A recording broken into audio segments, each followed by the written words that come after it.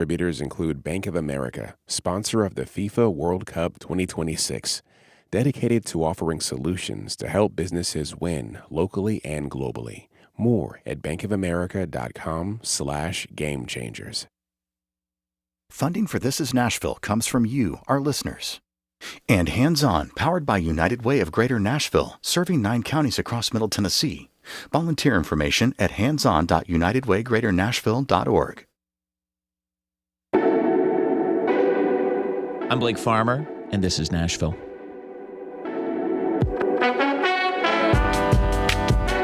If you just started skimming the headlines and you hadn't been around for a few years here in Middle Tennessee even communities elsewhere in the country, you might come to the conclusion that AI data centers are one of the biggest threats we face in America today. Maybe you're feeling that way as we speak right now. We've watched our neighbors in Memphis deal with turning the old Electrolux factory into a data center for Elon Musk's XAI, representing one of the largest computing projects in the country, something close to 2 million square feet. There's certainly a lot of unknowns. And now we've got a few data centers planned for prominent places. One's the campus of Fisk University, which we'll go into deeper later this hour. We'll also talk later about the many communities banning data center construction, or at least putting a moratorium on it right now, almost by the day. But the one that is getting prominent people to sound off at this moment is near the Nashville Zoo, between the back of the zoo and the Radnor Rail Yard in the Grassmere Office Park, if you're familiar. Here's country music star Brad Paisley. First of all, they don't have the power to build this. They don't have the water. It doesn't belong there. It would be an enormous monstrosity, an absolute eyesore, and detract in every way from not only the zoo, but that area. It's not too late to stop it either. The zoo is one of the sources of joy in this city. It is one of the top zoos in the world. It's family memories. It is expanding itself. It's got all these plans to become even better as a resource for our city. So let's sign the petition if you agree, and everybody I've talked to does. Sign a petition. Let's stop it. They don't have to do this here. Build them somewhere else, but let's keep Nashville as beautiful and as great an attraction as it's always been. And this is not just environmental advocates speaking up. Pro-business, pro-development politicians have seen the public outcry and decided to kind of join it. Here's Senator Marsha Blackburn, who's running for governor, who says data centers generally will be an important part of economic growth in Tennessee. We've got to be thoughtful about their placement. There are so many communities across the state who want data centers, but we've got to look at this placement of a data center up against the Nashville Zoo. And in the last month, Nashville Mayor Freddie O'Connell went from keeping an eye on this issue, as he said on this program a month ago, to signing an executive order this week. It directs metro departments to study potential impacts of large-scale data centers and report back with policy recommendations in just 2 months. He also threw his support behind an effort in the Metro Council to pause permitting for such facilities. That's the long wind-up to say, why is this issue striking such a nerve? What are you concerned about? Are you surprised by the response that we're seeing? Are you part of that response? Our Roundabout panel this week is dedicated to the data center building boom. You can join the conversation, and we welcome you to on air at 615-760-2000. We also have a live stream from the studio here, a video stream, youtube.com/@WPLN. Hello for those watching. Just drop a comment in the chat, and we'll try to get to it here on the air. Our starting lineup here, Dodd Galbraith, professor of environmental science at Lipscomb University, even hosted a panel discussion with local officials down in Chattanooga a few weeks ago on the topic. Welcome to This is Nashville. Thank you. Kelly Puente, investigative reporter at the Tennessean. Thank you for coming on the show. Thank you. And Caroline Eggers, environmental reporter here in the WPLN newsroom. Fresh up a couple of days off, saying like, hey, why don't you jump in the deep end here with us on data centers? Welcome. Hey. Caroline, kind of give us the lay of the land. You had this headline, an article you wrote late last year that was kind of like, guess what? Nashville already has more data centers than you might think. How many? Where? So the greater Nashville area has at least 30 data centers that are in development or in operation today, and that represents about half of the individual facilities in the state. A chunk of them are located downtown, and the largest one is about 30 miles northeast. It's in Gallatin. Meta has what is at least a 300 megawatt facility there. 300 megawatts. How does that compare to the biggest that we hear about? Well, I think the biggest one is being proposed about every few months, it seems. Right. But we'll just say, like, here in the state, last I heard, the XAI facility in Memphis is up to 1.4 gigawatts, and they're planning to get up to 2 gigawatts. So we're talking 300 many megawatts times. is big, but I see. Yeah, I mean, that's still, we'll just say, estimates vary, but that could be well over 100,000 homes. Got it. Don, have data centers historically been big polluters? No, not really. I mean, if you look back at the past when Google and Facebook came into the region, they behaved in very rational ways. They thought about siting. They thought about their neighbors. They actually requested TVA to build or to support renewable energy facilities so that they would not pull power from the grid. I see. And resources from their neighbors. Right, like even the Gallatin one, they try to get solar power. Is that right, Carolyn? Yes, that's correct. So why are we so concerned now? Well, it's partly the number.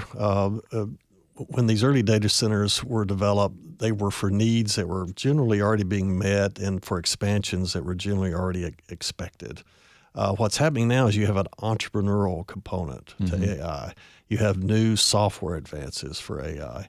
You have opportunities for AI to be what computer development was 50 years ago.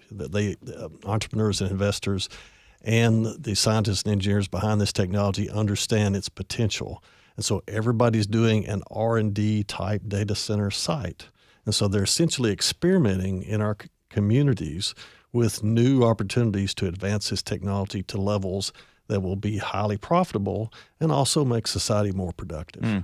But it's kind of like speculative construction at the moment. Some of it is expansions of existing capacity and opportunity. But it is something that, as I talked to a lot of my friends about renewable energy and electric cars and other things, Americans have never really been against technological advancement. What we've been concerned about is the pace, the placement, the design of these facilities. And that's really where the rubber hits the road. Well, Kelly, are environmental concerns really at the heart of the pretty massive resistance we're seeing to this data center plan for near the zoo? Definitely. That's the big flashpoint here in Nashville, because these have been in our communities for years, but we're seeing these larger scale ones now popping up and being proposed. And especially one so close to the zoo of this size, it's about 50 megawatts. And there's really not a lot of information on the long-term effects of the impact to the animals there. You have the sound. I mean, these are running constantly and in sounds that we can't hear, but the animals can hear. And then there's the concern over the heat impact, the air quality. So yeah, all these concerns because they're larger ones, but they're in our communities now. Yeah. Well, to listeners here, what are your concerns about the data center being planned near the zoo? Do you live in that neighborhood, the Caldwell Abbey Hall neighborhood, as I used to? Is it just the unknowns? Is the concern maybe overblown in your view? Join us on air with a call at 615-760-2000 or on our video stream, youtube.com/@WPLN. The Metro Planning Commission meeting last week was pretty wild. Even a few kids took the mic. Here's 10-year-old Wilder, who said he was worried about the clouded leopards. When my mom told me someone was trying to build a data center near the zoo, I said, wait, why would they do that? That makes no sense. We don't need more technology or air, water, and noise pollution. We need peace, trees, and each other. Peace, trees, and each other. That's all we need, Caroline.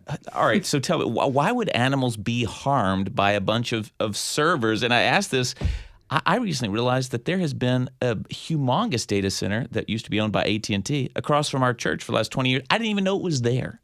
So how does this hurt animals? So like Kelly said, right near data centers, the facilities might cause more air, light, noise, and heat pollution nearby. And if the facility is also running on gas turbines on site, like the XAI facility in Memphis, that causes additional, far worse, air and noise pollution. But also, further away from data centers, they harm ecosystems due to their electricity and water use. So one thing I find really interesting about water is that the direct cooling of the facilities is actually a small fraction of their total use. So there was this Department of Energy research last year that found that more than 90% of the water use from data centers is due to their massive electricity use. So gas, coal, nuclear plants, any thermoelectric plant uses enormous amounts of water for their cooling. Like in the U.S., the energy sector withdraws more water than growing crops in many years. So let me walk through. You're saying that you might have water that's used to actually run through these buildings to cool off these servers that are getting so hot. And I use the word servers. I hope that's the right word. If anybody has a better one, help me out. But you're saying it's really they use so much electricity, which can be like thousands of homes. Right. You're saying using the electricity itself ends up since creating that power, whether it was nuclear or coal, that's where they're really making the big water impact. Yes. Now, but doesn't TVA, they use the Tennessee River to cool their plants. Well, the water goes back into the river too, right? It doesn't just come out and never go back? I think it's a little more complicated than that. Okay. Dodd, talk to me about noise, because I've seen these scary looking, people have like a noise meter out by maybe a data center. And it's like, you hear that hum, that's 24 hours a day, which I'm sure would be annoying. Do we know much about how much noise is created by these data centers as they get larger and larger?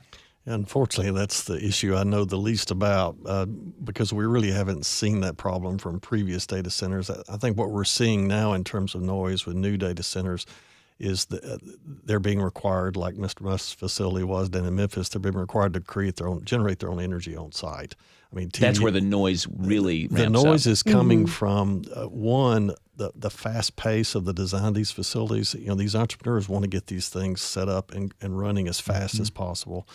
And they're having to do things that we normally wouldn't do. They would normally consider noise. They'd normally have to do environmental impact reviews of some kind. They'd normally have to go through extensive permitting.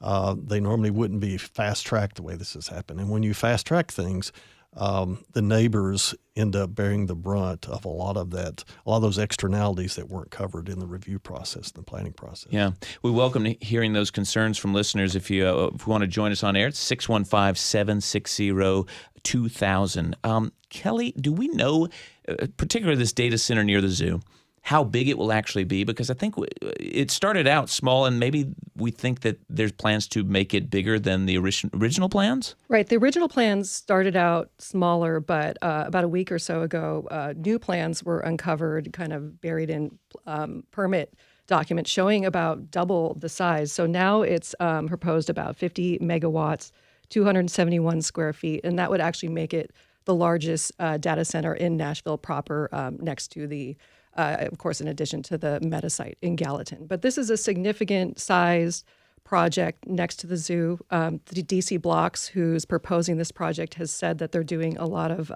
mitigation, noise mitigating. They're using a closed loop cooling system, which would also mitigate pollution. But there's still a lot of questions as to a project with this size right in a residential area and also next to the zoo. Yeah. And in terms of noise, have they talked about that at all? Is that a real concern? Yes, major concern. DC Blox has said that they're using noise mitigation technology. We're not exactly clear on the details of how that would work, but there's some really fascinating YouTube videos showing how they can use equipment to capture these low frequency noises that we can't hear. But when they actually do replay and you can hear this low hum, it's interesting. And a lot of the vets and experts are concerned that, we can't hear it, but our clouded leopards might be able to hear that. Yeah, I guess the animal component really does change everything. But I'm thinking this is sort of a noisy area anyway. For those who live over there, it's right by Radnor Rail Yard. You hear the grinding of the train cars all the time, all night. So noise, nothing new over there, but this is certainly an unknown. Is there something that can be done to stop this particular data center? I mean, obviously, you got a bunch of people worked up about it. Is there anything to be done? Well, the zoo is certainly fighting that. Yeah. They've hired they have a lawyer who is a former director of Metro Codes, and they're looking at possibly looking at the zoning and how it was zoned originally. And so they are definitely taking some avenues to prevent this from going forward. Well, let's go to the phones. The number, by the way, to join us on air is 615-760-2000. Lots of concerns about this, but also just lots of questions. Perhaps we can answer some of those. Anne in Nashville, you're on the show. Go ahead. Hey, so I was just curious if you could speak about the difference between like the data centers that are already here, traditional data centers versus AI, particularly generative AI data centers, because I think there's a big difference in like the energy consumption.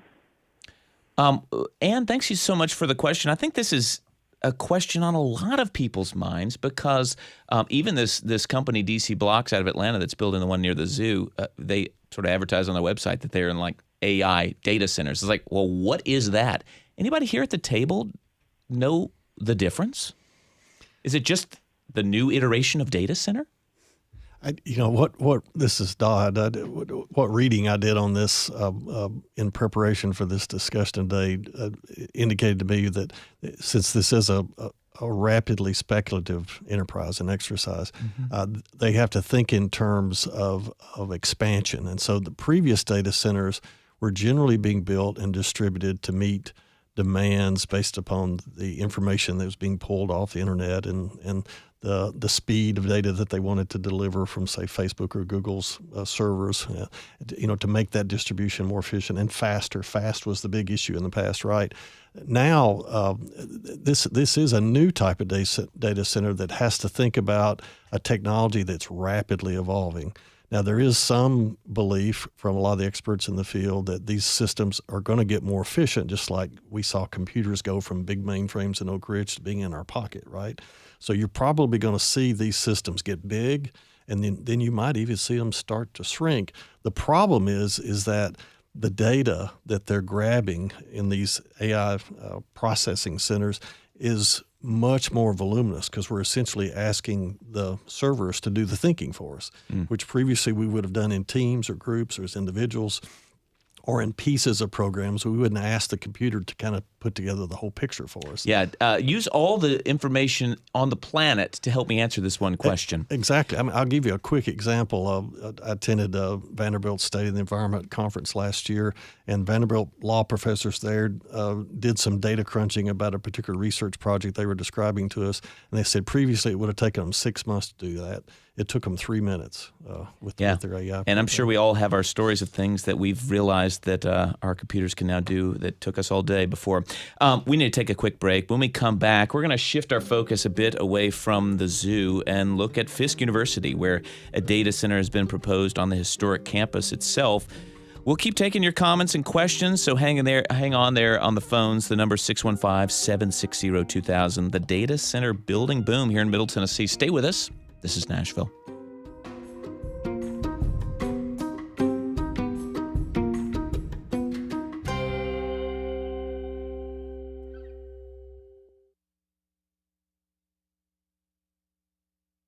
Funding for This is Nashville comes from you, our listeners, and Vanderbilt's Master of Liberal Arts and Science program, offering a variety of interdisciplinary evening courses with flexible scheduling for working professionals and lifelong learners. Now accepting applications. Details at vanderbilt.edu/MLAS.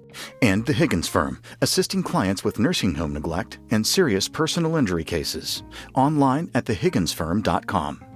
And Tennessee State Parks, offering visitors a chance to take a breath of fresh air. From overlooks and waterfalls to lake shores, adventure and reflection are waiting close to home. Information on planning your next hike, paddle, or weekend getaway at tnstateparks.com. Hi, I'm Kelly Rolfe, Vice President of Development at Nashville Public Radio. We are now 100% community supported. So what's next for public media in this era without federal funding? More community news, more community voices, and more music discovery. We invite you to help us build the next era of public media right here in Nashville. Make a gift and become a member today at WPLN.org/give.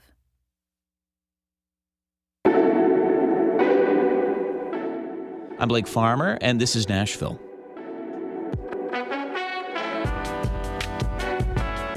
If only people understood what Fisk University is trying to do, there would not be 14,000 signatures on a petition to stop a data center from being built on campus. That's what President Eugenia Clark told WPLN this week. She said there's a big difference between what she called dirty data centers and the university's plan for an innovation center, she called it. She also said this is about stabilizing Fisk's finances permanently. This is Fisk's opportunity to move from survive to thrive. And many of the projects embedded in this master plan will allow us to do just that by allowing us to stabilize our financial conditions, to be very strategic and thoughtful about what investments are important at Fisk, what partnerships are important at Fisk, because at the end of the day, we have to stay true to our mission, and that is to educate all. We've been talking about the flashpoint around the Nashville Zoo. Now we're expanding the focus to the historic campus of Fisk University, a school built just after the Civil War to educate formerly enslaved people in the heart of North Nashville. What gives you pause about these plans? Is the data center a good trade for Fisk if it brings financial stability? We welcome your thoughts at 615-760-2000 or in the chat of our video stream at youtube.com/@WPLN. We've added another voice to the discussion. Timothy Hughes, president of the Nashville chapter of the NAACP, which has been a bit vocal on this point. Welcome back. Thank you so much for the opportunity to be here. He's a radio man, folks. Why are people who love Fisk calling this deal short-sighted? And you yourself, Fisk alum, right? Yeah, I'm a Fisk alum and grateful to have an opportunity to kind of weigh in on this conversation. I think a couple things are needed in this moment, right? I think there's been a lot of discussion about what data centers do, what they are, how they impact environments and communities. Historically, North Nashville, where Fisk University is seated, is a community that has been impacted by a number of different factors. We talk about the way in which the interstate was driven directly through the heart of North Nashville, bifurcating the community and impacting it as it relates to economic issues. We talk about historical degradation related to environmental issues. Historically, places like Bordeaux have been places where toxic waste has been dumped. And so we've got to be very sensitive to and considerate of that history when we talk about bringing these kinds of projects to that community. But it's also very important that we really get questions answered about what these data centers will likely do, how the impacts may be felt by community members, and the way that we do that is through community engagement. And so it's really going to be important, I think, not just for Fisk University, but for the zoo, for any corporation that's going to be bringing a data center project to the community, to have discourse and conversation with those folks who are likely to be impacted, so that there's a better sense both of what's happening in the community and how it's likely to affect them. What concerns do you have about the Fisk project? Yeah, I'm very concerned with the ways in which the messaging has been done. There's been a lot of conversation, kind of like a rah-rah about the great opportunity that this could bring. But there also is a lot of information that has been shared about the ways in which data centers have impacted communities. That for me is very concerning. The question is how much of this data center is going to affect the existing infrastructure? What will happen with the construction projects if there are needs that expand beyond what has been proposed? Are we prepared to deal with those implications and impacts? What does it mean to be environmentally sustainable, but also be innovative, creative, and agile? How are we preparing Fisk University students for the future, but also considering the impacts of how this might impact their lives and their quality of life going forward? All of those are valid and important questions and important considerations, and we've got to be able to deal with those concerns if we are to have these kinds of construction projects in the community. Well, the listeners here, are you part of the 14,000 who signed this petition specifically on the Fisk campus data center site? What questions do you want answers? Or do you find yourself feeling like this kind of makes a lot of sense for Fisk? Join us on air, 615-760-2000, or in the chat of the video stream at youtube.com/@WPLN. Let's take a call now from Kevin in Bellevue. And Kevin, you've been hanging on the line. I appreciate that. And I know your comment is not specifically on Fisk University, but you're on the show. Go ahead. Sure. Yeah. So when it comes to Fisk, just to kind of top it off, I mean, there's a lot of ethical questions there that need to be examined, I think. And I think when it comes to AI and data centers in general, you'd be surprised, I think, the number of people who, even with a mild understanding of what's going on here, there's a layer of interconnectivity or interconnectedness rather between people who have a lot of tech and billionaire connections. There are companies like Palantir and who are being utilizing mass surveillance on a lot of people with this technology. I mean, there's layers here. I'm glad that Tennessee and Nashville has a flashpoint issue with the Nashville Zoo and Fisk University, and maybe some more folks will look into this. But overall, there's a lot of ethical issues with data centers, not just the environmental impacts. And I think that you'll find talking to people might be a lot of the kickback you see. Yeah, Kevin, appreciate that, and I think you're probably right. You're getting some nods here in the studio. And Timothy, is that kind of part of this that hanging over this entire discussion is what data centers are currently being used for, which is kind of changing everyone's life? Absolutely. I think that what really is at play here is that there's a consideration not just of what the technology is. Like, I mean, we talk about, and I think about the example maybe of like Jurassic Park. Like, there's this research capability that we have and that we can use. And then the question becomes, should we be using it in this way? Is this a responsible use of the technology, of the creativity, of the ability and innovation that we have? Is this the best possible use of it? And we've got to ask ourselves, and I really don't think this should really be a conversation about whether we're for or against technology. I really think the question is about transparency, accountability, and community benefits. Who's going to benefit from these creative instruments, and how is it going to impact the folks who are living in North Nashville, who are part of Fisk's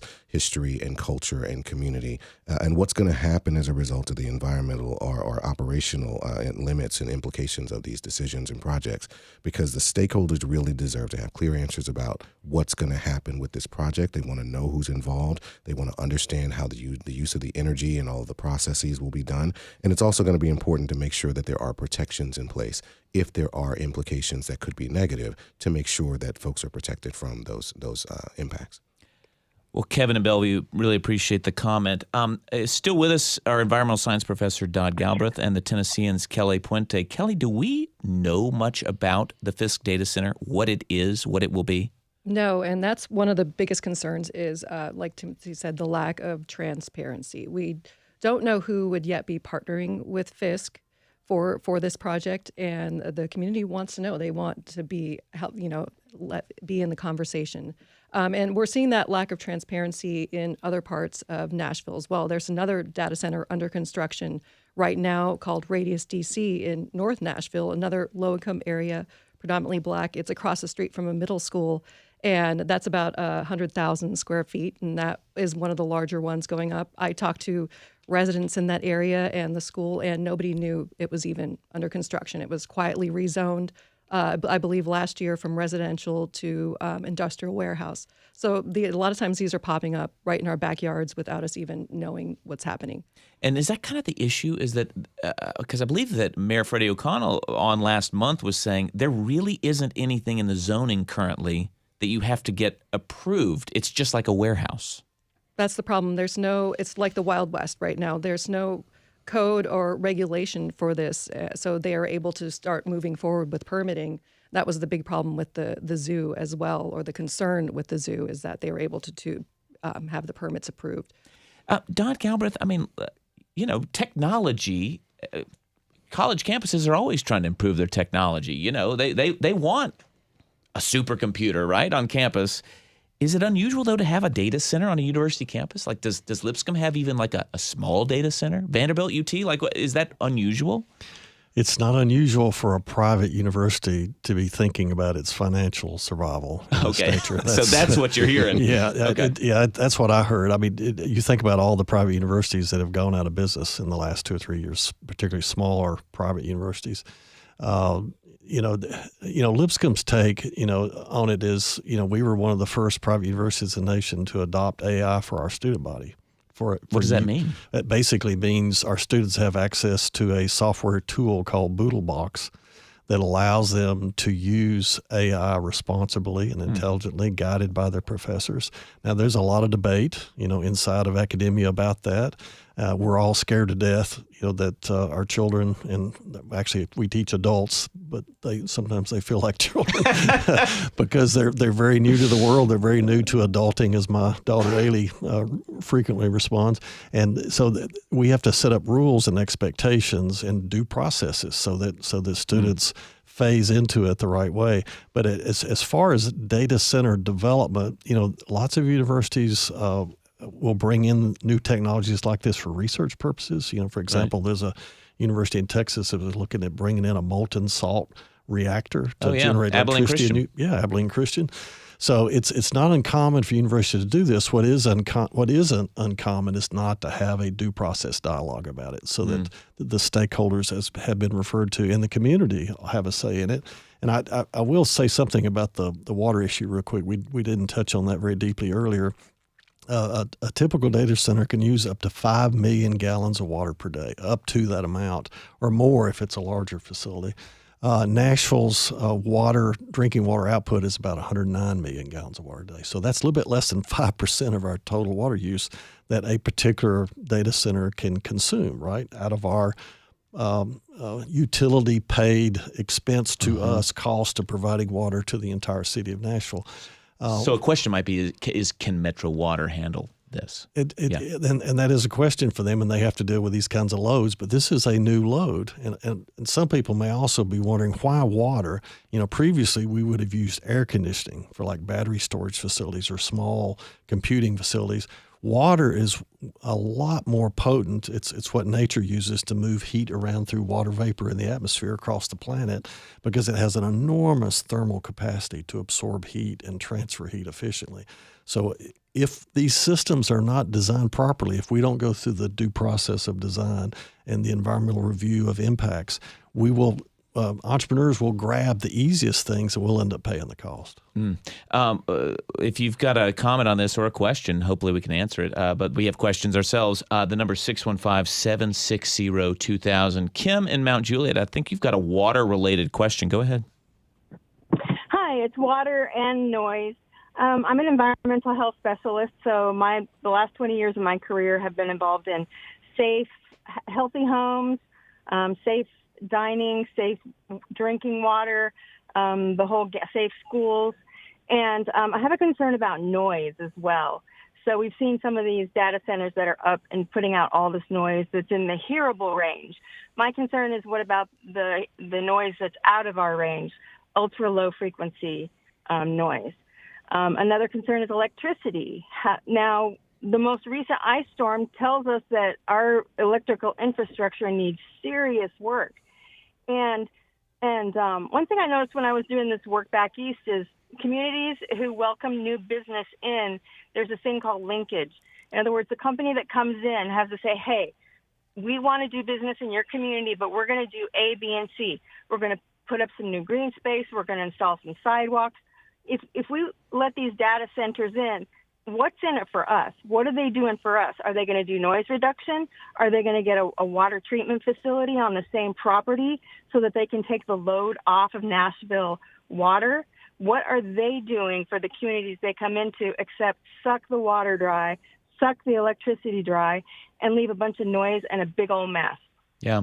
Kim and Mount Juliet, really appreciate the questions you're tossing out there for us to chew on for a moment. And, Timothy Hughes, I'm wondering if, let's say in Fisk in particular, I suppose revenue to the University of Fisk is the thing that a company might be bringing, right? Certainly. I mean, I think, when we look at the historical disinvestment from historically black colleges and universities, even private institutions like Fisk, it certainly is a consideration. Many of these institutions have been around for a number of years. Fisk has been around for 160 years. The goal is to try to make sure that it's sustainable for another 160 at least.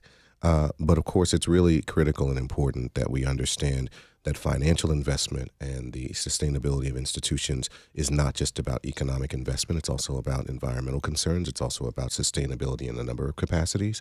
And we don't want to put ourselves in a situation where we are putting our temporary or maybe, the financial concerns related to the institution above the sustainability of the institution itself, the university's staff, its students, its environmental impact. All of those things are considerations and are not externalities. Let's see if we can't work in 2 calls before our break here. It's a tall order. We'll see if we can do it. Laura in Nashville, you're on the show. Go ahead. Hi. I think I have basically the same questions, like what it's going to cost us. I don't trust that these organizations are for the benefit of the community. And why do they have to be built next to the zoo? Can't they be out by the airport? Is there something, Dodd Galbraith, about infrastructure that it actually is useful to be in town or even needs to be in town? Do you know? I don't, but if you just think about the laws of thermodynamics, energy is delivered a lot more efficiently, closer to the source of where it's generated. That probably works the same with data since it's pumped by energy. Although that would suggest they should all be down in Spring City, Tennessee, by our nuclear plants and stuff, right? That's a good point. But that's why you've been seeing a lot of these facilities move into rural areas, mostly because land's cheap. I mean because they don't have any zoning, they don't have land use regulation controlling where they go.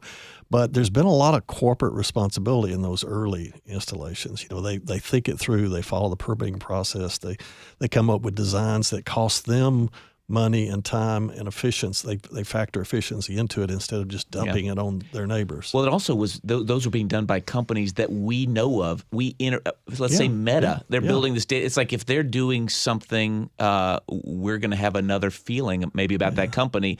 These companies that are building them now, it seems like we've never heard of them. But I do have another theory, and as an academic, I'm allowed to have theories and be dangerous to that. But we were talking about this outside the room before we came in for the show, and Tennessee and our nation is going through a culture shift of being kind of anti-regulatory, more and more freedom. More and more access to not be hindered by the government or by their neighbor a lot of times. And I think to some extent companies are looking for these openings to move fast with something that they're being entrepreneurial about and they want to get a fast return on. And they're finding these gaps in our systems. And I think as a public, if we don't, again, get back to that we the people perspective, that we have to be active in democracy, we have to be actively engaged like citizens were turning out for the city council meeting recently and for other public hearings. We have to ask for these things to be legislated, for ordinances to be written, for mayors to act with executive orders like we've seen our mayor do, to slow it down, to think it through, because an entrepreneur, they're taking a lot of risk. We should reward risk-taking, but we shouldn't reward risk-taking that costs us money and that creates impacts we didn't have to bear.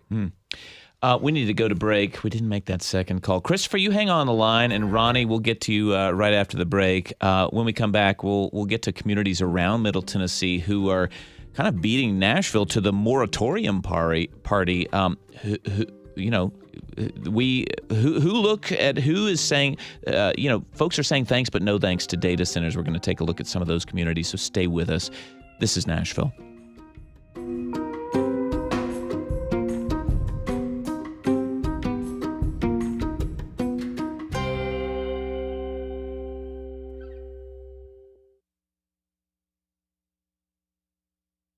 Funding for This is Nashville comes from you, our listeners. And Blue Cross Blue Shield of Tennessee, serving the young and young at heart right here in Tennessee for more than 80 years. Blue Cross Blue Shield of Tennessee. Learn more at bcbst.com. And Hands On, powered by United Way of Greater Nashville, serving 9 counties across Middle Tennessee, connecting volunteers with local nonprofit projects. More at handson.unitedwaygreaternashville.org. And Amazon, proud sponsor of WPLN's Daily Show, This is Nashville, engaging our differences so we can discover our unity. More on Amazon's community work at aboutamazon.com. I'm Jeremy Hobson. From artificial intelligence in the classroom to funding cuts to the trauma of school shootings, teachers today are navigating challenges that would have been hard to imagine just a generation ago. So what is it like to be an educator right now? And what can schools, parents, and policymakers do to make sure students are set up for success? That's next time on The Middle. Tonight at 8 on 90.3 WPLN News.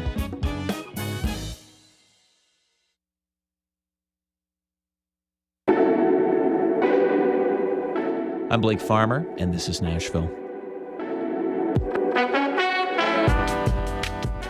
Knoxville and Nashville have proposals to pause data center construction, but other communities in Middle Tennessee have moved more swiftly. Since the fall, 9 cities and counties have passed moratoriums on construction, and 5 were approved just in the last few weeks. Last week, McMinnville and Coffee County passed 18-month moratoriums in the face of a 25-megawatt data center proposed. Here's McMinnville Mayor Ryle Chastain.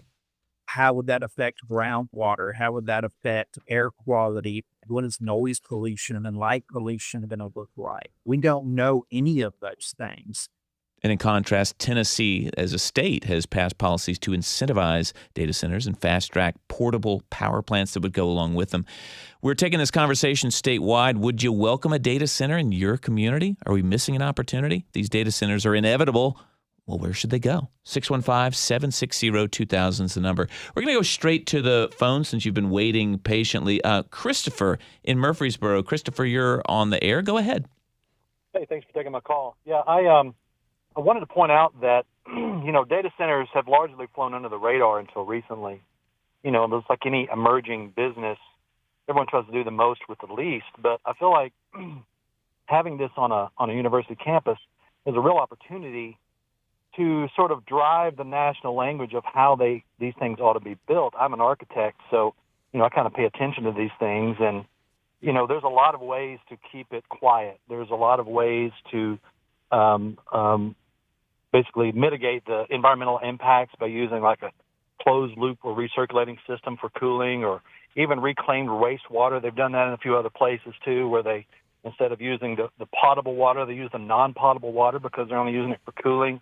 And there's a lot of other alternative cooling methods using air cooling and liquid immersion, or direct to chip or geothermal systems. And I feel like having this on a campus gives the campus an ability to sort of dictate what they will allow and what they won't allow, and kind of turn this into a national conversation of how data centers should be built and accepted around the country, instead of just a general warehouse and, who knows what's going to be happening inside there. Now we have an opportunity to really sort of lead in terms of what can be done. And then having it on a campus, especially Fisk, gives them a huge opportunity to increase their technological abilities as a university, which is incredibly beneficial. Yeah, Christopher, thanks for the call. Timothy Hughes, as a Fisk guy, NAACP president, are you could we just be staring at a real opportunity? I think that there are both opportunities and challenges here. I think it's really important to contextualize both of them. I think at the end of the day, what we want to do is, as the Fisk University president has already stated, do no harm, but we also want to make sure that we're being responsible and have a fiduciary responsibility to communicate the ways in which we're going to do this to the community. The previous caller talked a lot about taking the lead. I think that there are LEED certifications and other elements of this process that can make it more environmentally sustainable. We can be responsible with how it is that we adjudicate the ability to create these data centers. I do believe that it's possible to have to mitigate some of the negative impacts and whatnot, but I just think it's very important for us to have this public dialogue. We've got to do it in communication with the environment and with the community in which it will reside, and not, nothing about us should be without us. WPLN's Caroline Eggers back with us. Are folks getting creative with how to run these things better where there is less of a footprint?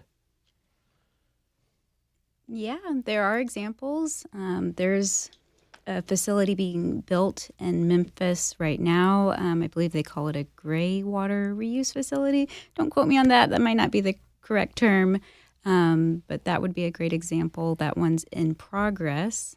Donna Galbraith? Oh, sorry. Say there's a lot of proposals out there. Yeah. I don't know how many are actually in action. Like, we have proposals to put data centers in space and in the ocean. I mean, can you imagine the electric bill these companies, these investors are paying? In other words, they need to find a way to use less power as well. Yeah, I mean, think about your own water bill and what it costs us to water the lawn in the summertime when we don't have lots of rain like we've had lately. So they're incentivized to be efficient. But I really appreciate the caller's point, and that is all good decisions in a democratic society are made through collaborative, appropriate, strategic, channeled decision-making. So maybe a university campus would be the best place to do this. The one point that came out of the Tri-State Conference panel discussion that I moderated a few weeks ago was that it was a quote by Peter Hubbard, who's on the Georgia Public Service Commission and also a solar developer. He said, as local citizens and as local leaders, we need to think about not making any or making no regret decisions. We need to make decisions that we're not going to be feeling really bad about 10 or 20 years from now and dumping onto our children. All right, no regret decisions. I think that'll stick with some of us. There's still a little time to get in a call if you've been waiting, 615-760-2000.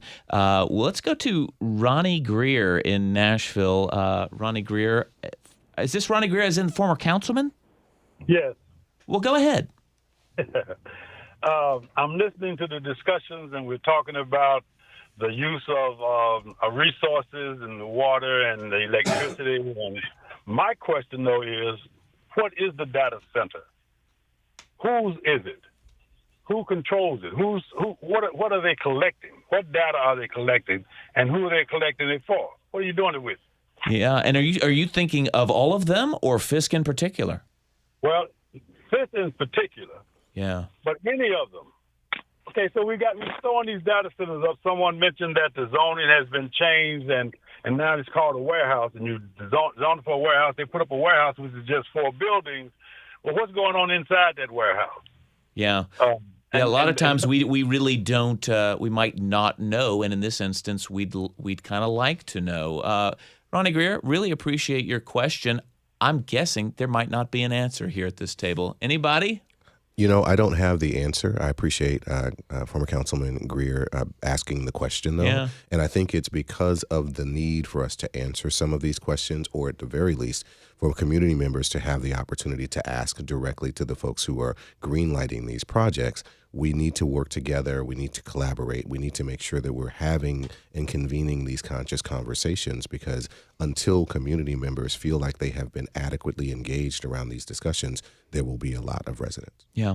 Let's go to another call. Some other gentleman named Blake here in Nashville. Good to meet another Blake. Welcome to the show.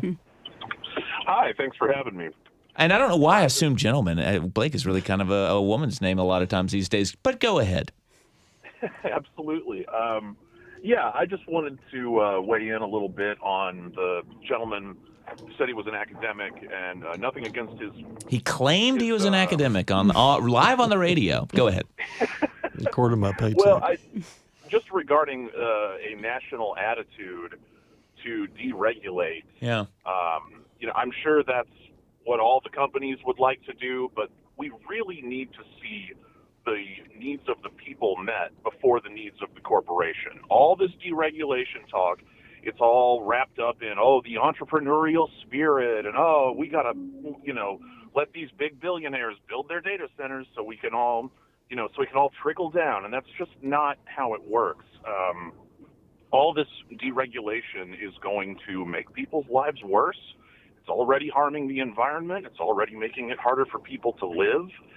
And I just think we need to step away from this concept of entrepreneurial spirit uber alles, and maybe think about getting some folks into office who will put their constituents ahead of their corporate interests and their corporate donors. Blake, really appreciate the commentary. Don, do you want to respond?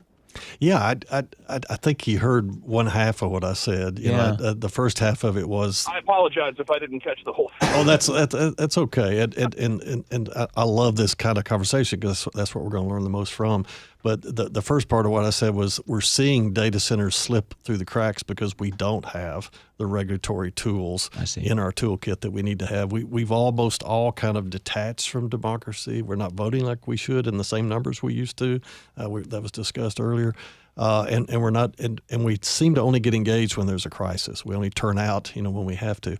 But the other half of that is, it's really risky for an entrepreneur to invest and make new things happen for us. And so we need to come up with that balance between the two. Yeah. Let's go to Brad in Cookeville. Brad, you're on the air. Go ahead. Hi. I noticed at the beginning of the broadcast you said that data centers are inevitable, and I think I disagree with that. What are you thinking? Just in that, I think these are all to fuel AI, which from what from the people I talk to, nobody's asked for.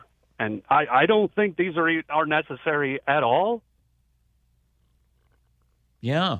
Well, I guess there might be even a bunch of speculation going on just because every company's trying to figure out, is AI the secret to our success? And boy, it certainly seems that way for some companies. But Brad, we take your inevitability pushback.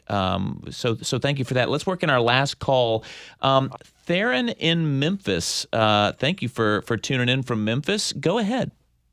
Hi. First, as a native of Memphis, and I'm actually calling from Memphis right now, I think it's really imperative when we talk about data centers, we include how they are harming the community extremely. And the young lady mentioned the Greywater facility, but the problem is that Elon Musk and XAI have not kept the very few community benefit agreements that they have had with the city of Memphis. That's something we're still waiting on. And in the process, they're continuing to have problems breathing in Southwest Memphis. They're continuing to have noise pollution that they encounter 24 hours round after round. And so when we're talking about how economically sound these data centers are, they aren't. They're harming communities. Memphis was the test ground for it. Now they're coming in Nashville. Who knows where they're going to be next? Theron, thank you so much for the call. They're on the ground in Memphis. Caroline Eggers, what are environmentalists watching out for in these coming months and years as these things are built that are already going up? Yeah, like she mentioned, we're looking at air pollution. We've learned that they can create kind of their own heat island around the facilities. They're causing significant noise pollution. They're affecting our water use, and a lot of them are going up in drought-stricken areas. There are a lot of factors that people are looking at right now. Well, we hope that we have answered some of the questions, but obviously many questions remain. But I just want to say a big thank you to Lipscomb's Dodd Galbraith, Timothy Hughes of the NAACP, Caroline Eggers of WPLN's Newsroom, and also thank you to Kelly Puente, investigative reporter at the Tennessean. Thanks for joining us. I think you'll need to come back. Thanks for tuning in this hour as well and joining the conversation by phone. This is Nashville is a production of Nashville Public Radio. If you missed yesterday's show, it was another celebration of America at 250. Had some sons and daughters of the American Revolution on, learned how we can link up with a patriot and join that club.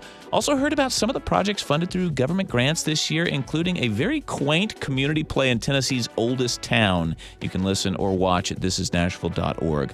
Today's episode produced by Josh Deepen, reporting help from Cynthia Abrams and Camelia Burris in the WPLN newsroom. Mary Mancini is handling phones with Josh. Liv Lombardi making us sound and look good. The masterminds behind our theme music are Larange and Namir Blade. There were more calls than we could get to, but we still want to hear from you. The issue's not going away. Leave your data center thoughts on our voicemail. Same number, 615-760-2000. Or find us on Instagram at thisisnashville_WPLN. I'm Blake Farmer. Go in peace. From showing up on the first day of school, I'm feeling good about it. I'm seeing most of my friends that were here last year. to talking with students in rural communities. So the high school we went to is in the middle of a cow field, if that tells you how rural we are. Yep. I'm WPLN education reporter Camelia Burris, and I'm here to keep you updated on how Tennessee's education policies will impact your family.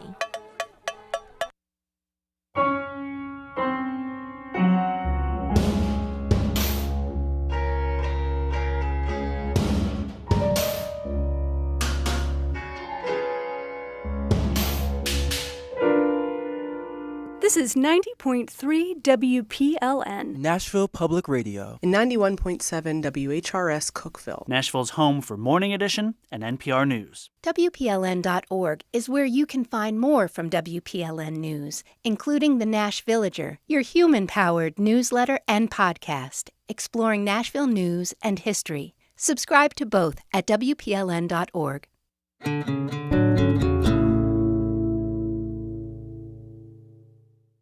Funding for Here and Now comes from MathWorks, maker of MATLAB and Simulink for engineered systems. MathWorks, accelerating the pace of discovery in engineering and science. From NPR and WBUR Boston, I'm David Folkenflik. And I'm Scott Tong. This is Here and Now. Coming up, the U.S. and Iran agree to end the war. How do swing voters feel about it? We essentially got nothing out of it. It's hurt our economy and accomplished the square root of nothing. Also, a Muslim American immigrant expresses the pride he feels when looking at the American flag. The flag does not represent an administration or the current government. I think the flag represents the country that we live and we love. His son strongly disagrees. We explore a generational divide. And today in New York City, Knicks fans celebrate the NBA champs, including this street baklava seller. Today, he's giving it away. Oh, the mood is like pure joy. I've never seen anything like it. Coming up here and now. The news is first. Live from NPR News in Washington, I'm Lakshmi Singh. The U.S. and Iran have a preliminary agreement that extends their ceasefire by 60 days. The memo of understanding does not have Israel as a signatory. The memo calls for a halt to fighting on all fronts, including Lebanon. NPR's Carrie Kahn reports from Tel Aviv. It's not clear if Israel will abide by the memo. President Trump says he sent Israel a copy of the preliminary deal that would open the Strait of Hormuz and set up further negotiations. But Iran says a major issue needs to be settled: Israel's campaign in Lebanon. Israel is fighting Iranian-backed Hezbollah militants there and currently occupies a large swath of the southern part of the country. While Israeli airstrikes have subsided in recent days, military officials say they are still responding to, quote, terrorist threats. Israel, which is not a party to U.S. and Iranian negotiations, says it will not leave Lebanon. Carrie Kahn, NPR News, Tel Aviv. Gas prices are just below $4 a gallon for the first time in months. Stark contrast from the price surges that the Auto Club AAA's been posting since the U.S.-Israel war with Iran stalled traffic in the Strait of Hormuz and severely disrupted oil shipments. President Trump faces the largest gap ever between people who approve of his job as president, 36%, compared to 59% of respondents who disapprove, according to the newest NPR PBS News Marist poll. NPR's Stephen Fowler says virtually every Democrat, about 2/3 of independents, and 1 in 5 Republicans disapprove of Trump's performance. Like previous versions of this poll, there are notable declines in different groups that helped Trump get elected in 2024. Gen Z Americans, women, those with a household income below $50,000 a year. Some of these changes are within the margin of error of the poll, which was conducted last week before news of the agreement between the U.S. and Iran, but it is still cratering numbers from February 2025. That's NPR's Stephen Fowler reporting. Celebrities and political dignitaries from across the U.S. and around the world have descended on Chicago's South Side for the dedication of the Obama Presidential Center. Under sunny skies this afternoon, former First Lady Michelle Obama brought members of the audience to tears. 8 years in the crucible, and not once did you melt from the heat. Not once did you let it harden you. Instead, you used it to